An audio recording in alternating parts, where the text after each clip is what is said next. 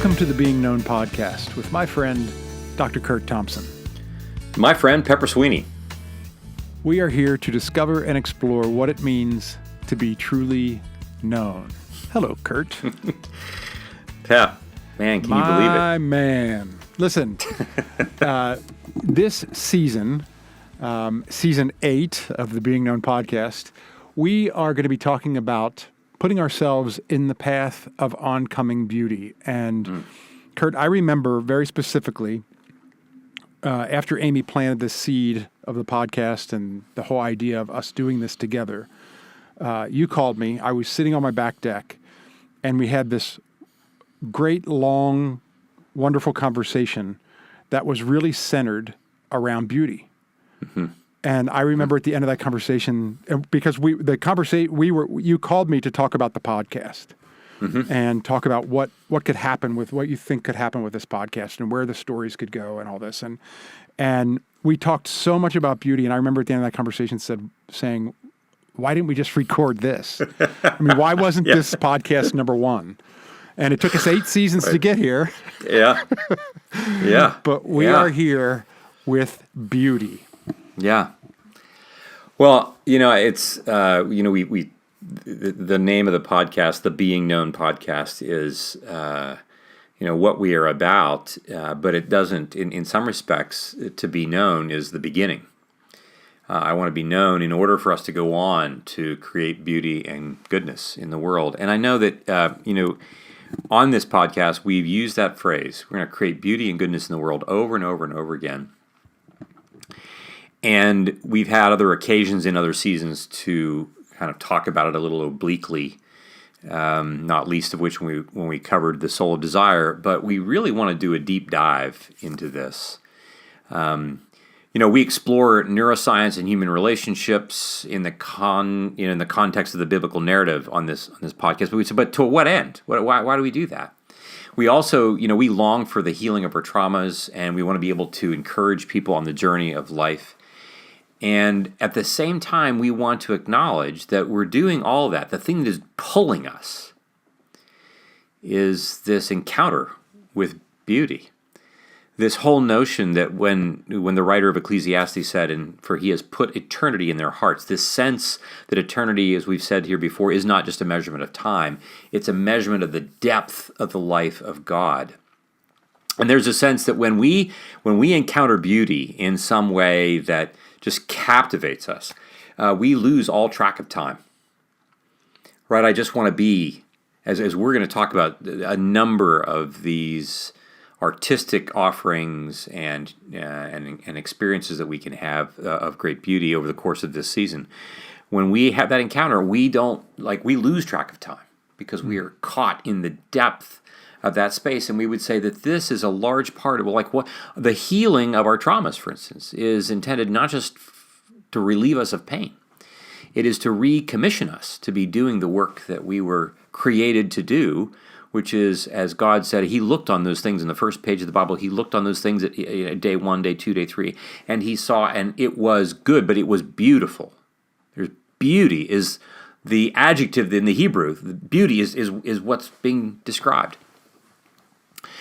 And so we want to encounter beauty more directly and explicitly and invite it to do its work, perhaps in ways that actually require a more intentional focus that we want to apply in this season. Again, we've talked about it along the way, but we really want to now turn our attention fully toward it. And just to be clear, this season, this is not going to be some academic or philosophical exploration. There are resources for that, and there are places for that. I think Roger Scruton, for example, a British philosopher, has a book titled Beauty that I would highly recommend to our readers. And it's a small book, a short book. Now you gotta come ready to do some thinking work because he's a philosopher and. Yeah, I've had you recommend short, easy books to me in the past, and they were neither short nor easy for 90% of the population. No, Okay. So, but this book itself is really an artifact of beauty in like the way that he, like, when you read what he's writing, that in and of itself is an encounter with beautiful language and beautiful ideas, and requires, you want your cup of tea or your bourbon, whatever, it's going to help you like sit with these things. So you may be right. It's not a book that you read quickly, Right. but it's still a short book, and it's not very big. But what we really want to do, we're not, and so we're not saying like that's unimportant. It's very important for us to be thinking about it, and we will be talking about like how our thoughts come to beauty and what we think about, because that's a crucial part of how we then dispense with it. Like, what do we do in response to it? But we don't so much want to define beauty here as much as we want to encounter it and then let it do its work within us. We want to do what we've often on occasion suggested it's good for us to do, which is to put ourselves in the path of oncoming beauty.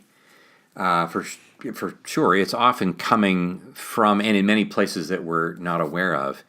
And this way we want to make more possible for us to become the beauty that we long to create and curate. And this is an idea in and of itself that I think that would be on the top one of the ideas at the top of my list of what I would hope we would come away with during our time, that we would become more aware of the beauty that God is creating of us, that we are becoming artifacts of beauty.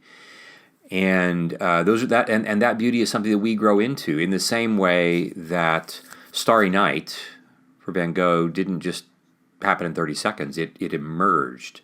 That the Pietà, 6,000 pounds of marble, didn't just happen in an afternoon. It emerged in the same way that we are emerging, that our sanctification process is one in which God is working to bring beauty out of us and through us into the world.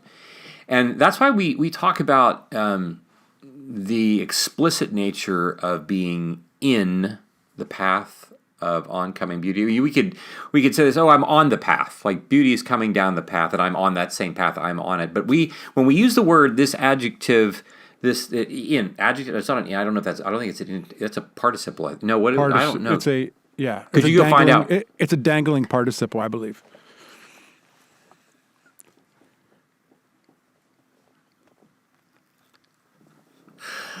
I'm dangling in the path of oncoming beauty.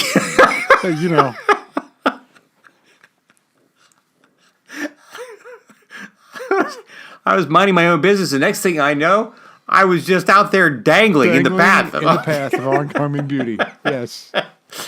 But I think the point is that, and we're going to get to this in this poem that we're going to talk about today. Like, I'm gonna give that to you to talk about, but to even name it. But I'm like, I read that thing 6 or 8 times, sitting with it as we're getting ready for this episode, and every single time, like I could feel in my body things starting to happen.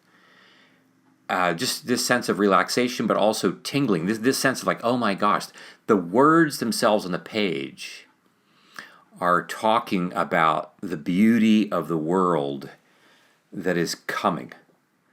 Like, it's not just sitting neutral out in the world waiting for us to go find it. In some respects, we see it as that. But there is a sense in which all of creation, including ourselves, have been made in such a way to express that beauty to the rest of the world and bring joy to the world in that way. And so beauty is always coming toward us. Now, I may think that I'm the one that goes out and looks at this oak tree that's outside my window that I see. But there's a sense that from the beginning, God has known of the moment when I would want to go do that, and he's bringing the tree to me. And I want that ultimately for us to be aware that that's why we're in the path. This sense that this thing is coming toward us. I don't just happen to be on a path that it happens to occupy. It's coming toward me. I'm in its way, and it wants me to be in its way. In the same way that I want our listeners to have the sense that the world, we don't think this, but God wants us to think that the world wants to be in our oncoming path. Because we are created to bring beauty and goodness to the world that is waiting for us when we walk outside our front door in the morning. That's an additional piece that we'll get to. But this whole notion of beginning to imagine that not only is beauty all around us, but that it's coming for us. And the more we are awakening to this, the more we can, with intention, step into its path. Lots of things I don't want to step into the path of. I don't want to step into the path of an oncoming 18-wheeler. Right. That would not end well for me. But I want to step into the path of oncoming beauty because I want to know what it's like to receive it. I want to know what it's like for it to come for me. I want to practice beginning to imagine what it's like for me to be that beauty that is coming for others and coming into the world. And it is practice. And if we don't intentionally practice, beauty can be flying by us, and we don't even know it because we aren't aware, because we aren't practicing standing in the path of the oncoming beauty. Right? Yeah. I think there is a sense in which we can easily say something like, "Oh, I just wasn't paying attention to it," which is true. But in not paying attention to it, which we'll start to pay attention to in our next episode, in some respects, what I'm doing is I'm stepping out of the path. I'm stepping out of the path of it, like by not paying attention to things. When when God has made the world in such a way that He wants us to be in the path. Yeah. So for our listeners, the format that we're going to use for this season is again we've spoken of this in the past. This notion of doing the work of moving from imagination to incarnation, and what this means is that we're constantly wanting to invite us to not just have beauty be just an abstract idea, but we want to invite you to practice as much as possible encountering it in real time and space.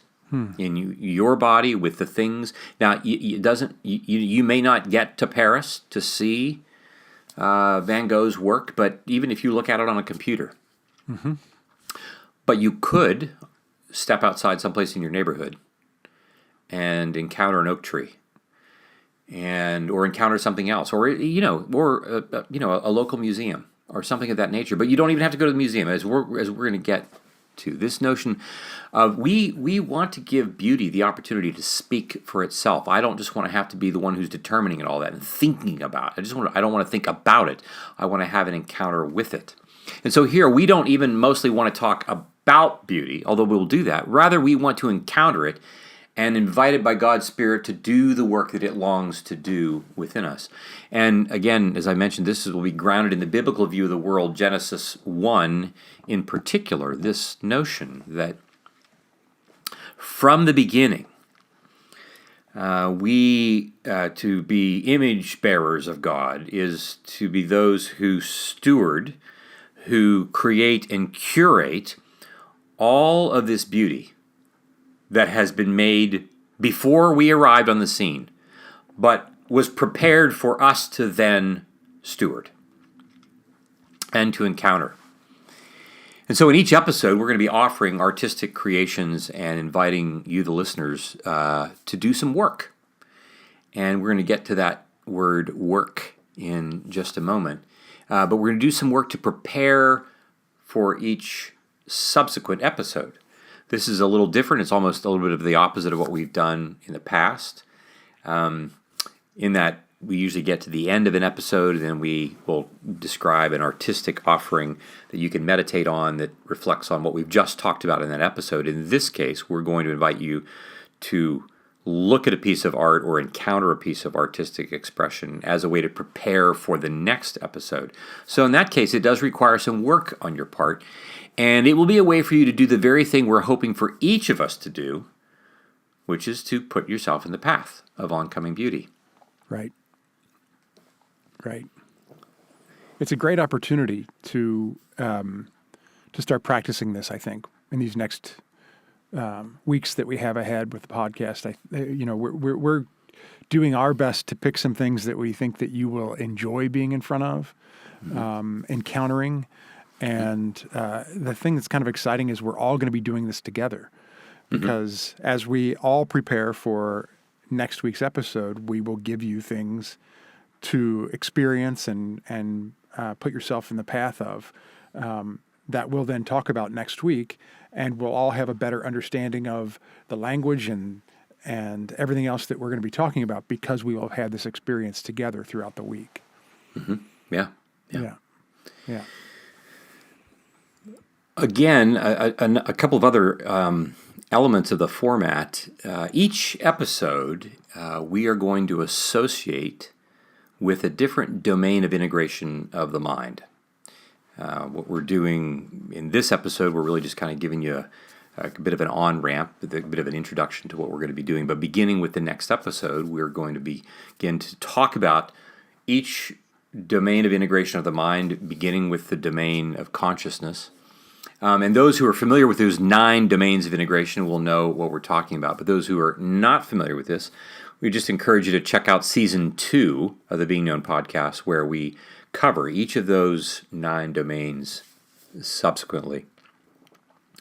And they are going to be, each domain and each episode are going to be kind of like the skeleton on which we start to kind of put flesh on regarding the different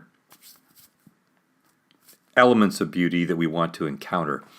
Now, again, we want to say, too, that throughout, another portion of the format is throughout the entire season, we're going to be paying attention to 4 words that we believe that beauty represents. Now, these are not the only 4 words.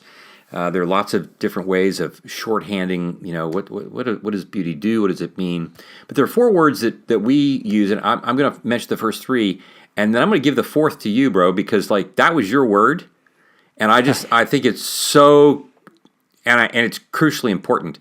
The first thing we say is that, one of the things that is common for all artifacts of beauty, whether it's a beautiful idea or if it's a sunset, is one of wonder.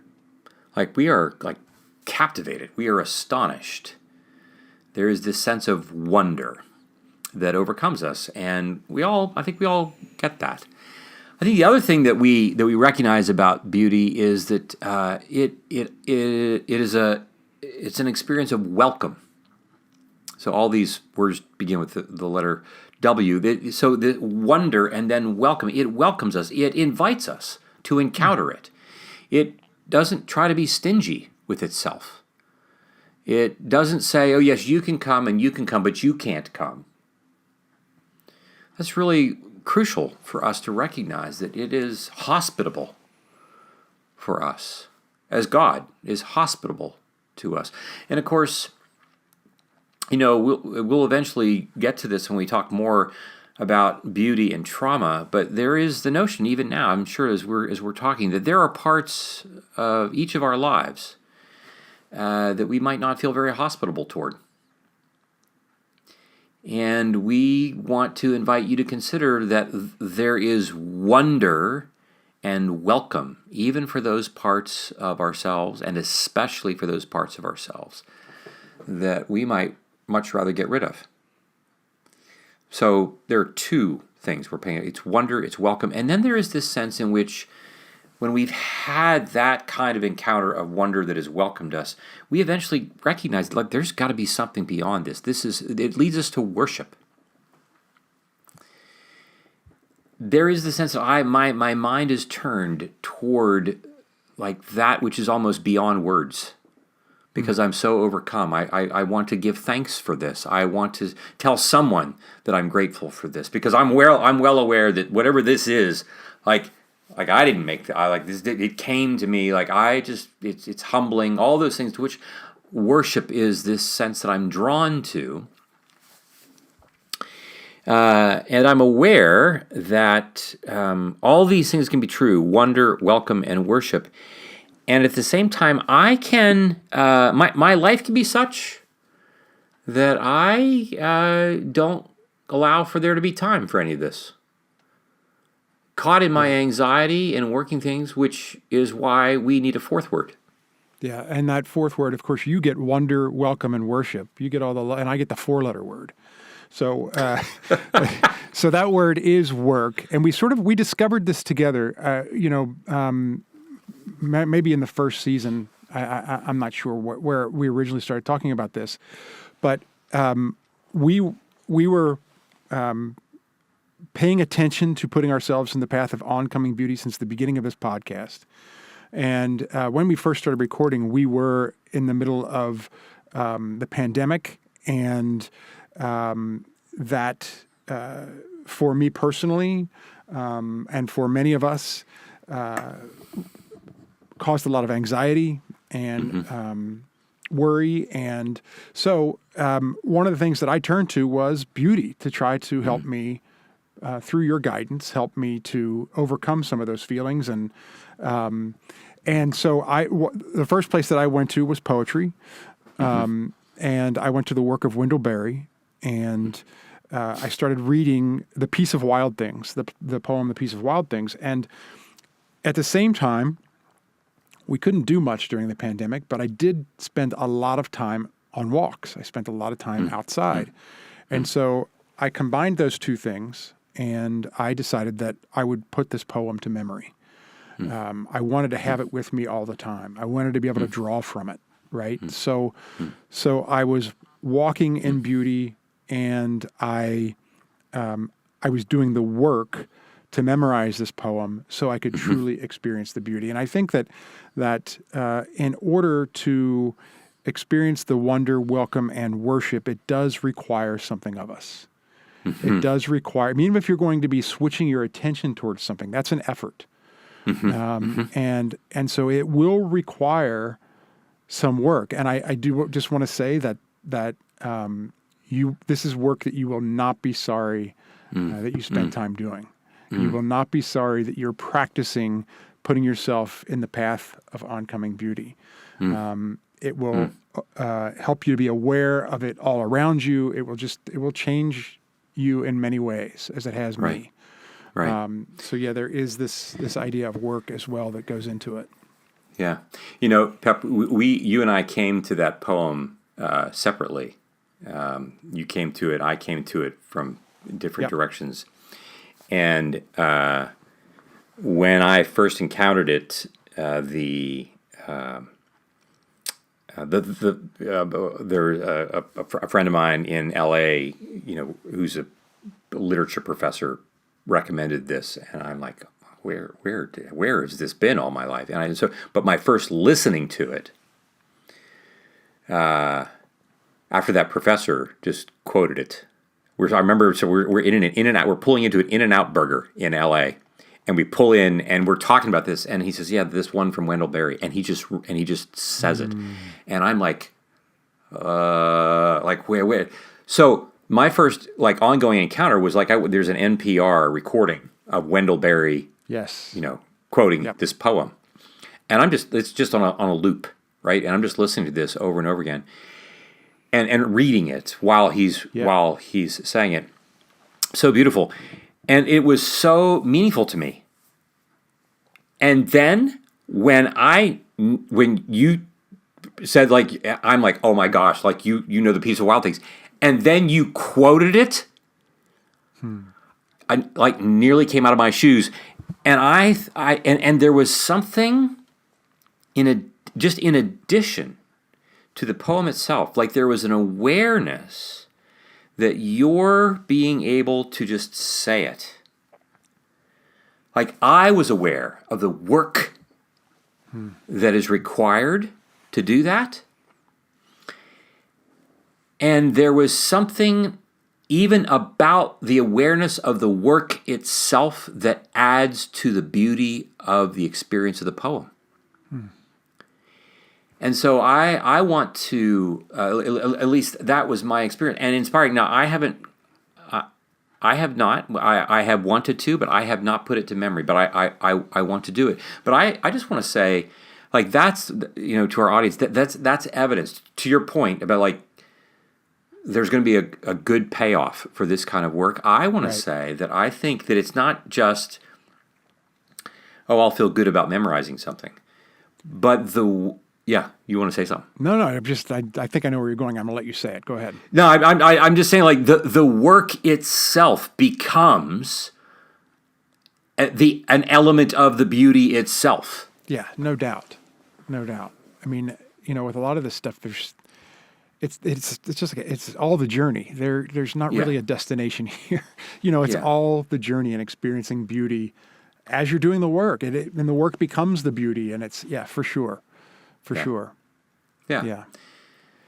So I think throughout our season, we're going to be referencing these 4 W words, where we'll be, pulling different elements of different parts of these words into our conversation throughout that. And we then also want to recognize that these 4 words contribute then to the 3 R words. These, not reading, writing, arithmetic, these are the 3 words of how beauty does 3 things. It reveals, right? So we are revealed. When we encounter it, the beauty itself is not just revealed, but it reveals us to ourselves and to others.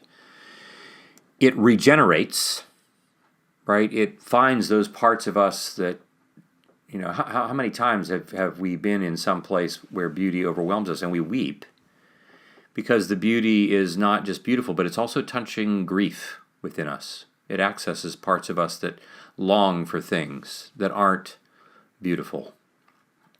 And it brings those things into a space where it can be regenerated, where it can be healed. So it reveals, it regenerates, and then it recommissions. It really puts us in this space in which we are then given the opportunity to be curious about how is God now revealing, regenerating, to recommission me, recommission us, to become people that are paying attention to different things than the things that we pay attention to, that are doing different things with our bodies, that we are really imagining that when we walk into the world, that we are beacons of beauty that the world needs, and the world is hungering and longing for. And so these 4 W words, wonder, welcome, work, worship, and work, lead then to revealing, regenerating, and recommissioning. And so we'll keep those things in mind, those 4 W's and those 3 R's throughout our time together. And with that in mind, I think as we come to the end of our time today, let's pitch back to you and talk about our exploration. Yeah, so, for this first artistic offering that hopefully you'll feel as though you're being put in the path of oncoming beauty, we thought that we would do poetry today because one of the reasons is because this is our first episode and we couldn't have you practice it before here. So this is something we can do together in real time. But also, I do think that there's a special thing about poetry that does, so illustrate the wonder, welcome, worship, and work. Also, the reveal, regenerate, and recommission. Poetry is, to me, it doesn't always feel like it's the most accessible form of beauty to a lot of us. And so it does require a little bit of work on our part. It can spur so much creativity in us. I know that writing poetry, Curt, you've talked about this. I know that writing poetry can be a very therapeutic expression. And I believe that reading poetry can be a very therapeutic expression. It can shine a light on all of those things and hidden crevices in the heart and mind, and that we keep closed off to the world. It has a way of making us think differently because it's written in different rhythms, and And, the particular poem that we're going to be exploring today is As Kingfishers Catch Fire by Gerard Manley Hopkins. I'll say that T.S. Eliot captured a very important truth about poetry when he said that genuine poetry can communicate before it's understood. So poetry reaches back into our very earliest, expressions of ritual song, dance, hymns, and I just get the feeling that you should let poetry come to you as it will. Mm-hmm. So okay, wait, dude, wait a minute. Yeah. So I want to make a connection. This was not in the script for today, but I want to make it like that. Could you say that again? What T.S. Eliot said? Yeah, sure. So T.S. Eliot, he said that genuine poetry can communicate before it is understood. Okay, so I just want to highlight that in many respects, that phrase represents what it means for us to be human. Dude, it's not just about poetry. I mean, for our listeners, think of how the different parts of your story that have been communicated to you and that you communicate to yourself and that you communicate to other people that you do not yet understand. But we are communicating it all the time. Imagine the whole thing about like how we as human beings, we first sense and then we make sense of what we sense. That things that happen to us, both joyful and traumatic in our past, continue to work their way through our bodies and our interpersonal interactions in ways that are clearly communicating things, but that we do not understand. And we're working really, really hard to try to understand stuff first, because if I can understand it, then I can I can control it, I can regulate it, I can do this all by myself. Right. And and it's funny, like it's just not giving it up. It's not letting me I am not letting me understand me in the way that I want to, so that I can, whether it's my trauma, my symptoms, my this, my that, and so forth. And then I come to somebody else. I come to a therapist, or I come to a musician, right? Or I come to a communications consultant like Pepper Sweeney.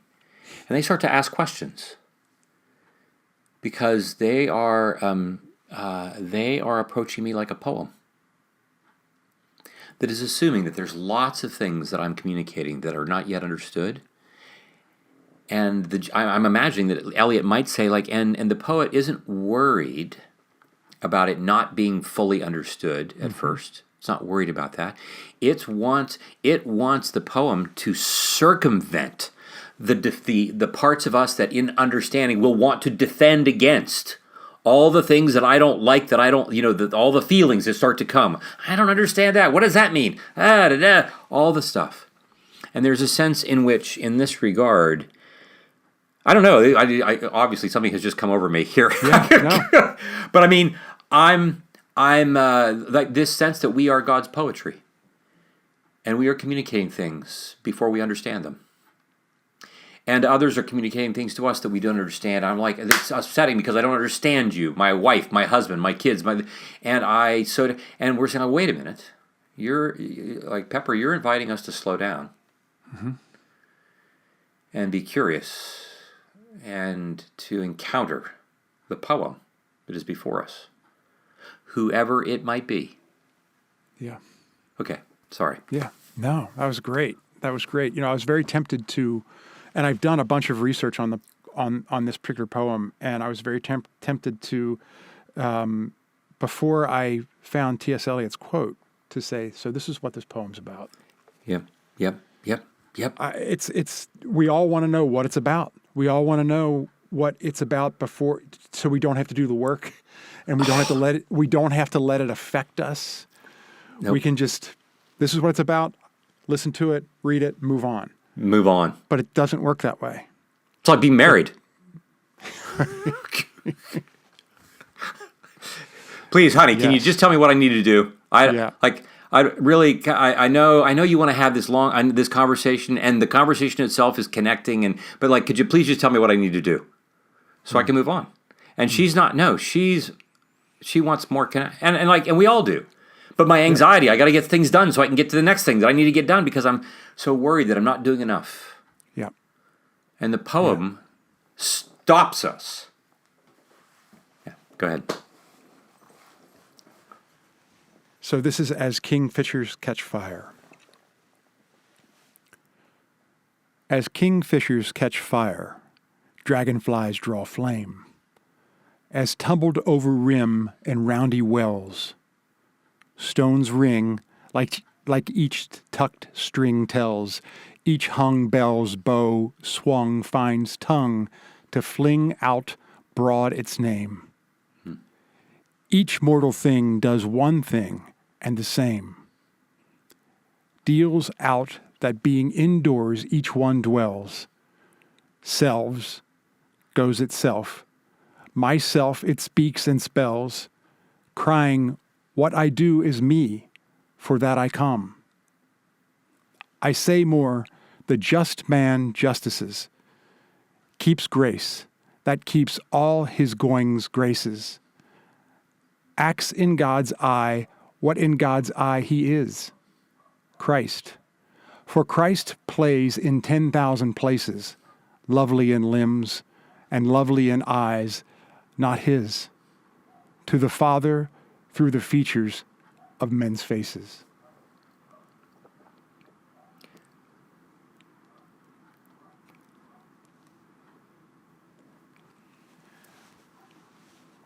Now, Dude, the hair is standing up on my arms. This poem to me, and Amy and I talked about this a bit, it takes a minute. It takes more than a minute. Like you said, you read it 6 times even before coming to, and you had read it before. I mean, this is a piece that you know. And, you know, there's nothing wrong with going to the Spark Notes and getting the commentary on what all the experts have said this poem means, and you know, and there is a lot to that. There's insight that can be gained from that kind of thing. But I would implore you, our audience, our friends here, to find the poem. It's very easy to find. Just Google As Kingfishers Catch Fire, and read through it. And let it come to you. You know, let it communicate before you even understand it. And I think that that's a much better way to end this artistic endeavor than me pontificating on what the experts say about it. So let's talk a little bit about next week. So next week's episode, what we're going to be looking at as the artistic offering are some of the works, the photographs of the landscape photographer Ansel Adams. And I was first exposed to Ansel Adams' work by my father, who was an avid photographer and was a huge fan of Ansel Adams' work. I had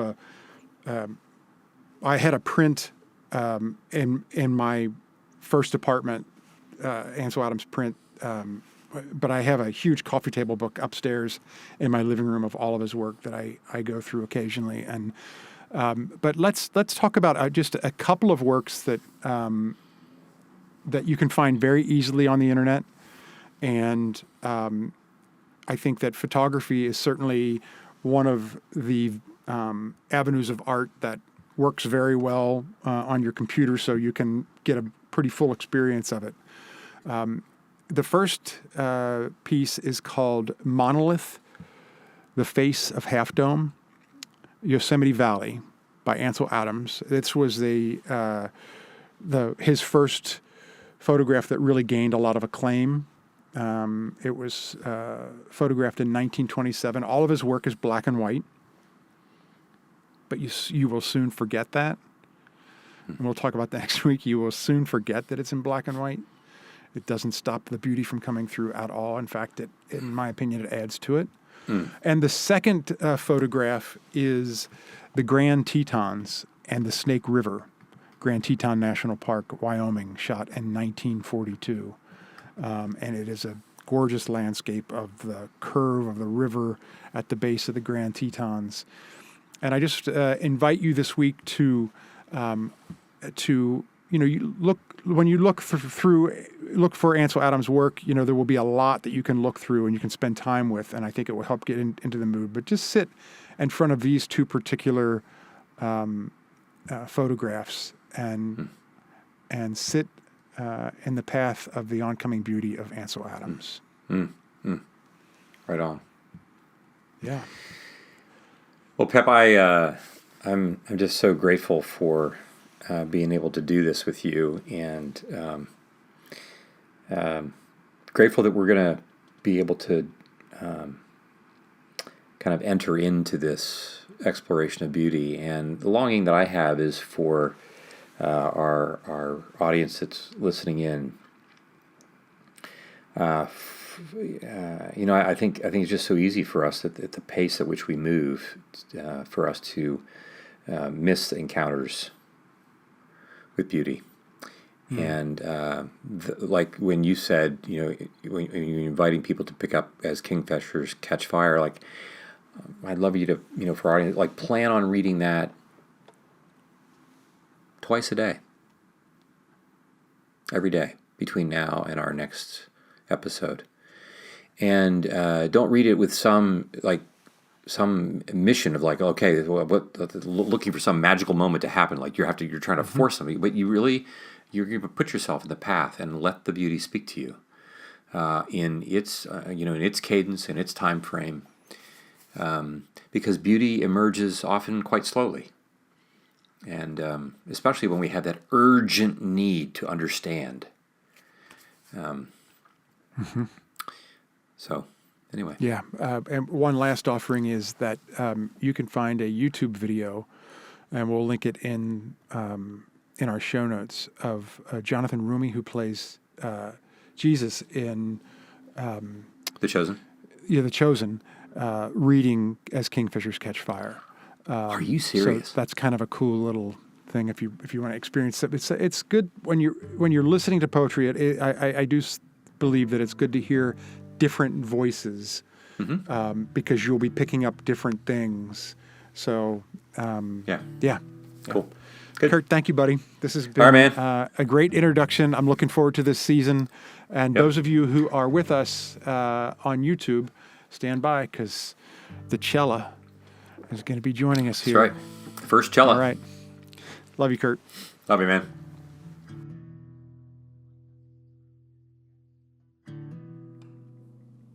The first Cella. I like that. The first Cella. Yes. That's right. The other like cellos first violin? are going to be Like like, the first hey, wait a violin, minute. the first Oh, cellist is what violin. I was Yeah. thinking, of course. Yeah. I mean, you would go to violin. First cellist. Which kind of ruins it. That's it would be a cello for cella. I get it. But you said violin. Cello. Why would you go to violin? I'm a celloist. Wait, because there isn't a first cello. There's only a first violin. I'm saying there should be a first cella, and it would be the feminine. It would be the feminine. It's the feminine version of the word cello, and therefore it's first cella. And she would. It's like all these violins, but there's cellos going to sit right there, and the conductor's like, "Yeah, that's right. There she is." Actual. Amy is our first I was cello. talking with some friends. What were you going to say, Pep? Nothing. I wasn't going to say anything. That's not So true. I was talking with always, some friends. He always has things he wants to say. You were talking to some friends. About this season, and I was giving examples of what the artistic offerings might be. And when I got to poetry, they're like, they're like, no, Really? because it's hard. They're like movies.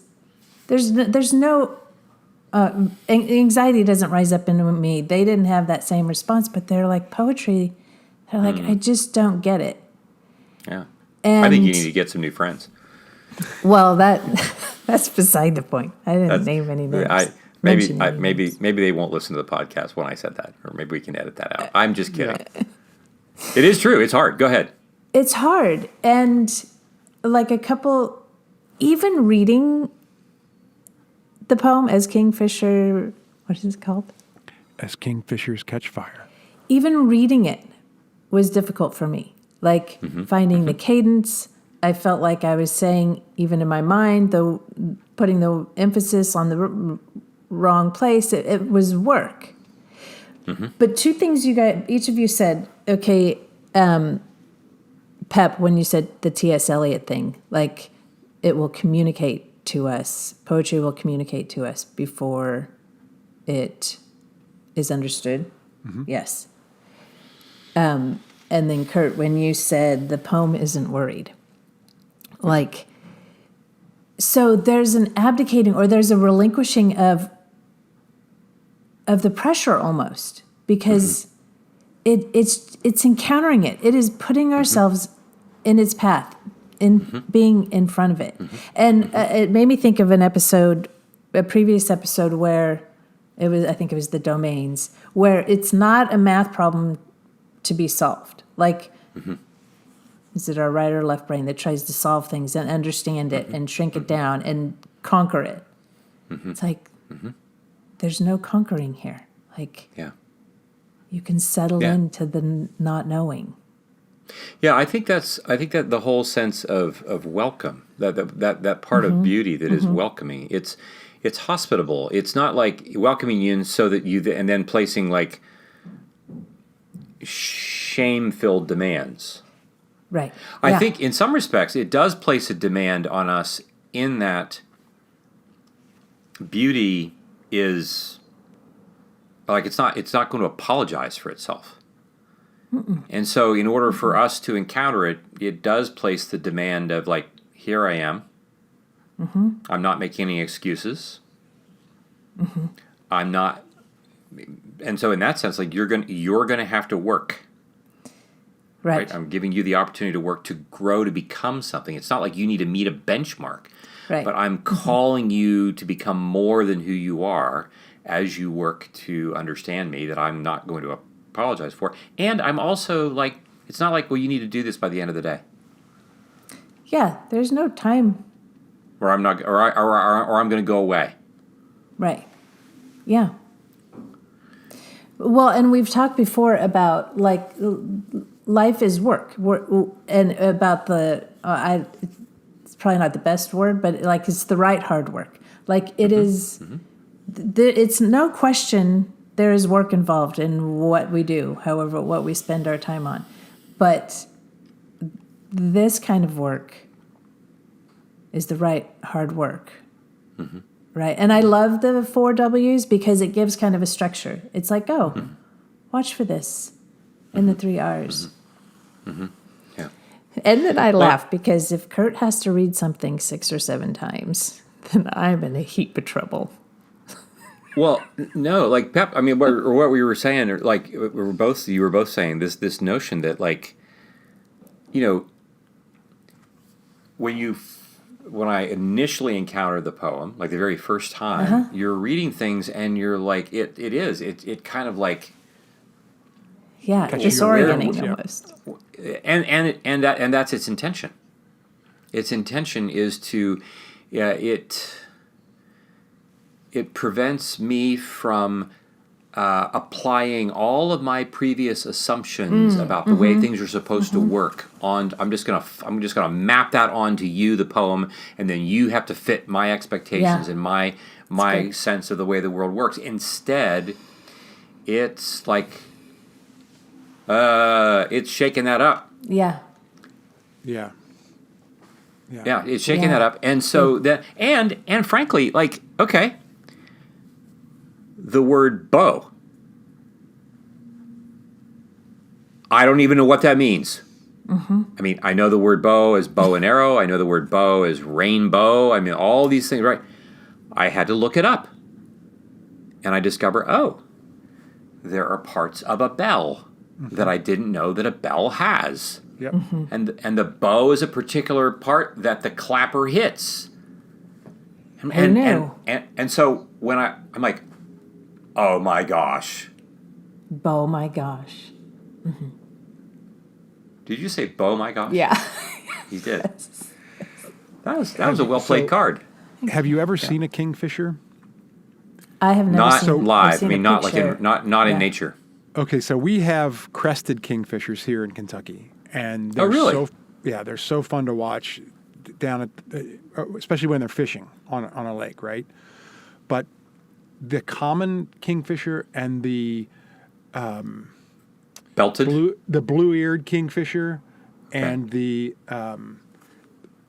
Oriental dwarf kingfisher are some of the most beautiful birds. I mean, the colors are like incredible, right? They've got these deep blues and these like metallic greens, and their chests are like golden, and so you could see where just on one level, as kingfishers catch fire, a kingfisher flying across the sky gathering sunlight is going to look like it's on fire. Yeah, right on. But it's just doing its thing. It's just being. And then if you get into yourself. this poem being like a metaphor and there's so many different levels, right? There's like that may be your first understanding, but then if you keep reading it, you may learn other things. And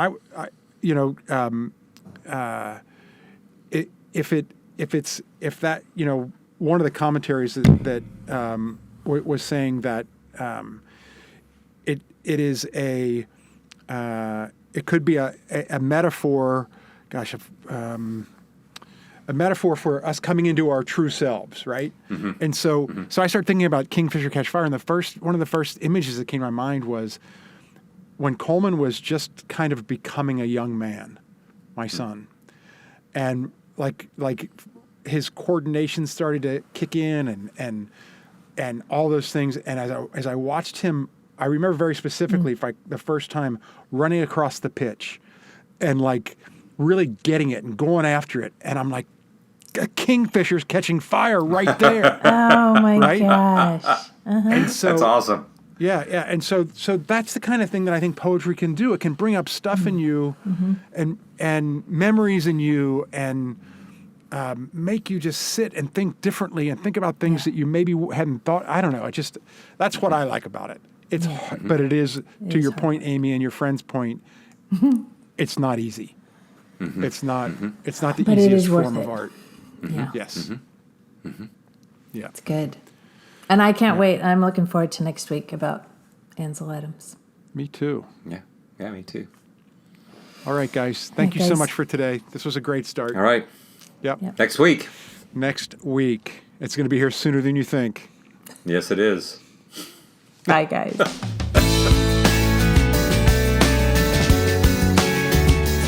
This podcast is produced by Curt Thompson, Pepper Sweeney, and myself, Amy Chella. Audio production and editing is by Keaton Simons. Video production and editing is done by Mark Gould. If you'd like to connect with us, you can find us on social media at Being Known Pod. If you like this podcast, tell a friend. If you love this podcast, tell everyone you know. And please like, rate, and review wherever you listen. Be well, be known.